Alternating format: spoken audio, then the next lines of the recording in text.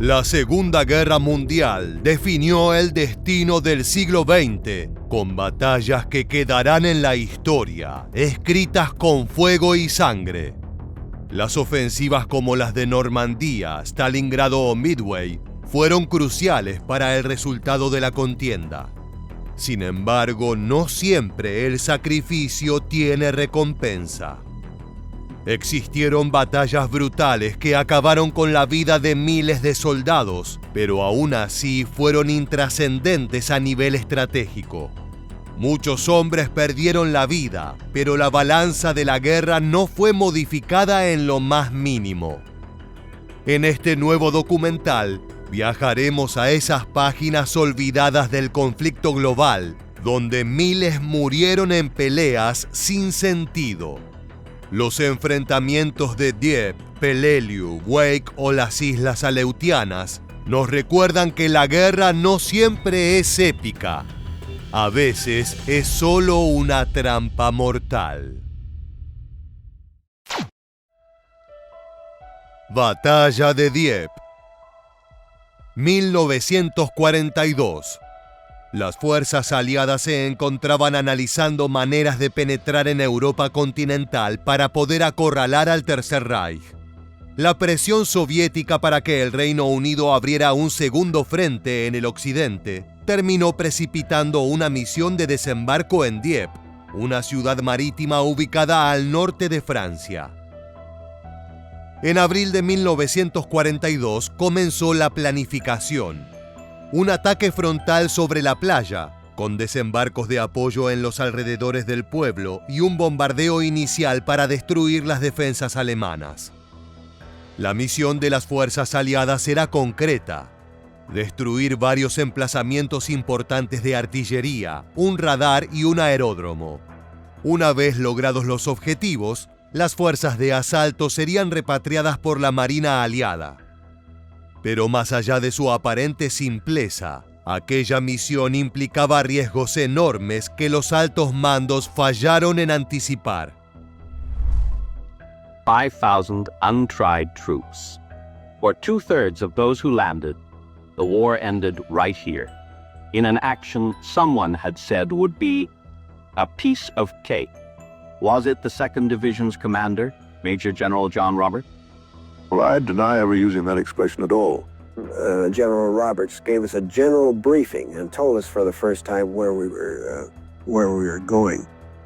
And at that time, as he outlined the thing, said, "I think this is going to be a piece of cake." El general John Hamilton Roberts estaba completamente equivocado, pero ese fue tan solo el primer error. La inteligencia británica reportó una escasa presencia de alemanes en las playas, por lo que se recurrió a tropas con menor experiencia para la llamada Operación Jubileo. El tamaño y la escala del ataque imposibilitaba el uso exclusivo de comandos. Por lo tanto, se decidió utilizar a tropas canadienses, porque este ejército de 200.000 hombres voluntarios llevaba 3 años de entrenamiento sin ningún combate, y esto estaba afectando a la moral de los hombres. Tal vez el cambio más errado fue la eliminación del bombardeo previo al asalto.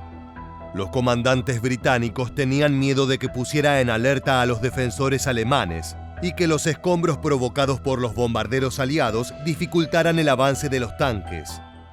Y en cuanto a los soldados, ellos no fueron correctamente informados sobre lo que les esperaba. Since we all thought it was just an ordinary exercise, we carried right on in the normal way without weapons and so on, because everyone said, well, another exercise again. The men didn't know it, but political pressure had revived the race, now codenamed Jubilees. We landed at New Haven and discovered from my commanding officer that this was it. We were going into Dieppe. El 19 de agosto de 1942, a las 5 en punto de la mañana, las tropas aliadas desembarcaron de las playas de Dieppe, y allí se encontraron con el infierno. De inmediato fueron detenidas por un intenso fuego enemigo que causó numerosas bajas. Aquello parecía una escena de terror. La sangre fluía en pequeños ríos que teñían la arena y desembocaban en las aguas frías del norte francés. Los soldados que tuvieron la suerte de sobrevivir al desembarco quedaron atrapados y sin direcciones claras. We couldn't get forward. We couldn't go on the side. So we were dead really before dying. We were condemned. Los soldados alemanes de la División de Infantería 302 fueron los que detuvieron el ataque, ayudados en gran medida por las ventajas de sus posiciones defensivas instaladas en lo alto de los riscos. Y los obstáculos de la playa alentaron el avance de la infantería y de los tanques. Well, the operation as a whole, I think should never have been attempted. Our own particular part in it in Fort Commando, that did go like clockwork, and we achieved our objectives with very few casualties. But looking at Dieppe, certainly now and at other times when I visited in peacetime, to see the positions to see the beaches and the way they were covered by, obviously covered by machine gun fire from the cliffs on either side of the harbor, they were a complete death trap. La Operación Jubileo fue un desastre, incluso teniendo en cuenta que algunos comandos británicos lograron penetrar en el territorio y destruir la artillería germana. El asalto llevado a cabo por esos 200.000 soldados canadienses falló en todo sentido. Aunque algunos entraron en la ciudad, a la mayor parte de la tropa no le fue posible cruzar los obstáculos de la playa, por lo que el ataque a Dieppe ni siquiera fue útil para recopilar inteligencia sobre las defensas germanas. Después de sufrir muchas bajas y sin tener comunicación entre las diversas compañías, los aliados decidieron detener la operación a las 9:30 de la mañana. Así se abandonaron los pocos tanques que todavía funcionaban y los sobrevivientes regresaron a Inglaterra. People excuse Dieppe by saying, well, we learned by our mistakes. But we didn't need to make the mistakes that we made at Dieppe. I mean, surely they should have had a better concept of the kind of a plan that they should have without having to have a Dieppe disaster. They didn't have the experience of an operation that size. Nobody had any experience. So errors were committed and were to be expected, except it was a costly error. Desde todo punto de vista, la Operación Jubileo fue una de las peores derrotas aliadas. En total, 439 soldados resultaron muertos, heridos, capturados o desaparecidos. Los aliados rápidamente generaron una gran cantidad de reportes de los hechos que les permitieron entender las razones por las que el plan falló. El error más evidente fue la falta de apoyo aéreo. Si bien las lecciones fueron valiosas, el precio que se pagó en las costas de Dieppe fue demasiado alto. It was useless. It was something that was unnecessary, and I don't feel that the sacrifice of my sacrifice and the sacrifice of the men that were killed accomplished anything. Batalla de Peleliu. 1944. La caída de Japón parecía inminente, pero Estados Unidos necesitaba dar una serie de golpes estratégicos que precipitaran la debacle del Imperio nipón. Se presentaron varias estrategias, y todas ellas incluyen la captura de la isla de Peleliu, una parada importante en camino a Filipinas y el sur de Asia continental. De acuerdo con los altos mandos estadounidenses, la lucha contra la resistencia japonesa no sería demasiado complicada. We're going to have some casualties, but let me assure you, this is going to be a short one, a quickie, rough but fast. We'll be through in 3 days. It might take only 2. We were assured it would be about a weekend operation, 2 or 3 days, walk in, have a good time, walk out, get some exercise. That did not prove to be the case. Sin embargo, las tropas japonesas aprovecharon el conocimiento que tenían del terreno y lograron establecer posiciones defensivas estratégicas para soportar las oleadas de soldados estadounidenses. En cambio, las fuerzas del tío Sam no cambiaron demasiado su estrategia en comparación a otros desembarcos similares. Esto demostró ser un grave error, ya que la isla presentaba condiciones climáticas especiales, con un terreno difícil de transitar y una espesa neblina que reducía significativamente la visión. Admiral Halsey had recommended a cancellation of this operation because when he had an air raid against the southern Philippines shortly before Peleliu was to take place, he found out that the Japanese were not that strongly engaged in the southern Philippines. But Admiral Nimitz argued to keep Peleliu. He felt that the air bases there would still play a pivotal role. Pese a los cuestionamientos, se prosiguió con el plan. Los marines desembarcaron a las 8:32 del 15 de septiembre de 1944. De inmediato los soldados comprendieron que las promesas de una misión rápida y sencilla eran solo mentiras. El clima tropical presente en gran parte de las islas del Pacífico resultó un obstáculo monumental para los planes de la infantería, los cuales requerían de un avance rápido. La isla presentaba características muy desfavorables para la batalla. Los marines estadounidenses desembarcaron en Peleliu en plena época de monzón, lo que dificultó la captura del aeródromo. El barro anegaba los campamentos improvisados, provocando un estado de abatimiento y depresión en un gran número de soldados, con algunos llegando a cometer suicidios. Y cuando culminó la primera jornada, los pésimos resultados se hicieron evidentes. Carrier planes strafing Jap positions.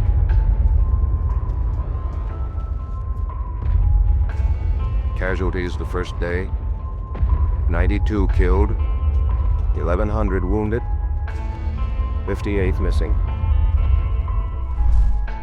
Los japoneses se retiraron de Peleliu a finales de noviembre de 1944, tras una brutal defensa de esa isla cuya utilidad era un misterio. Fue una victoria trabajosa, en la cual la cantidad de fallecimientos eclipsó por completo la conquista del territorio. La primera división de infantería sufrió más de 5.000 bajas. Un tercio de los hombres que la componían murieron, fueron heridos o se dieron por desaparecidos. Por su parte, la División 81 de Infantería sufrió más de 3.000 bajas durante su permanencia en la isla.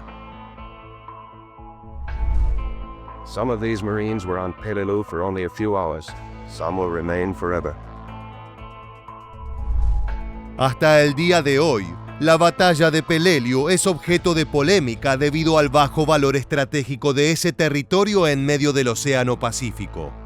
En los meses posteriores al enfrentamiento, el aeródromo se utilizó en contadas ocasiones y los ataques que partieron de allí no fueron particularmente exitosos. Tampoco se empleó como base para incursiones posteriores, a diferencia de lo ocurrido en otras regiones de Filipinas. Para cuando la Segunda Guerra Mundial concluyó, el sacrificio en Peleliu quedó marcado por la tragedia y por la inutilidad de su conquista. To this day, historians debate the wisdom of the attack. Did we have to lose all these young Americans in this attack, or could have we bypassed that? The one thing that no one denies, though, is that the Marines and the Army infantry who took Peleliu, they saw it as their duty to do it, and they were going to do it.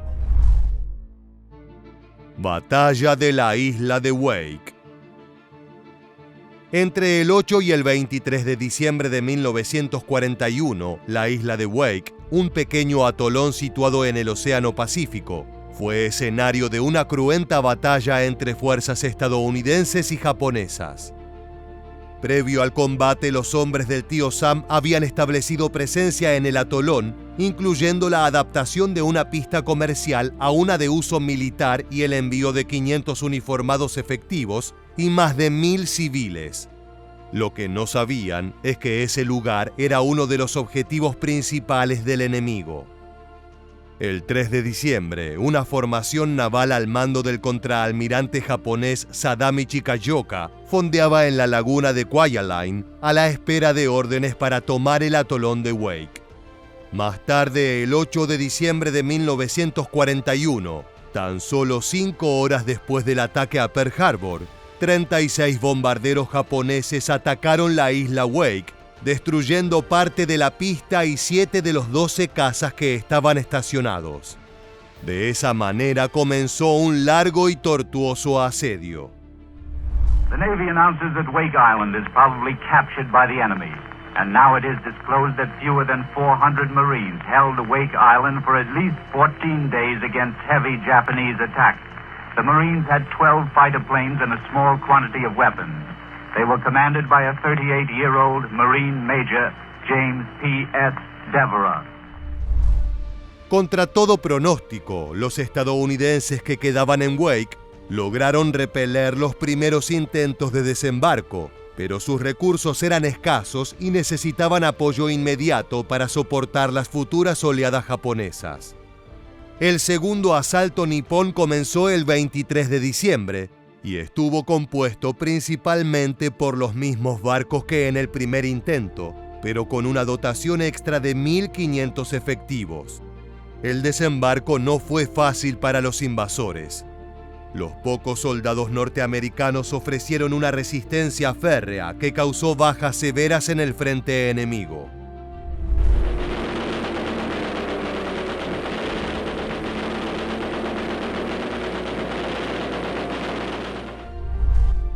Finalmente, luego de 15 días de asedio, Japón tomó posesión de la isla, aunque pagando un precio altísimo. En la operación, los nipones perdieron entre 700 y 900 soldados, 2 destructores, 2 buques de transporte y 8 aviones.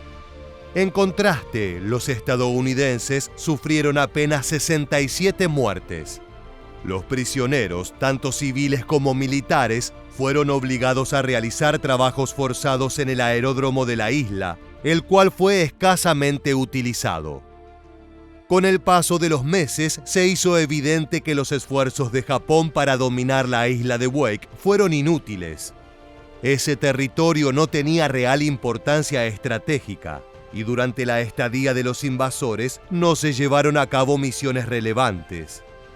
La isla fue reconquistada por Estados Unidos en septiembre de 1945, tras la rendición de la guarnición japonesa después del fin de la guerra. Japanese aircraft, fighters and bombers suffered heavy losses in the air.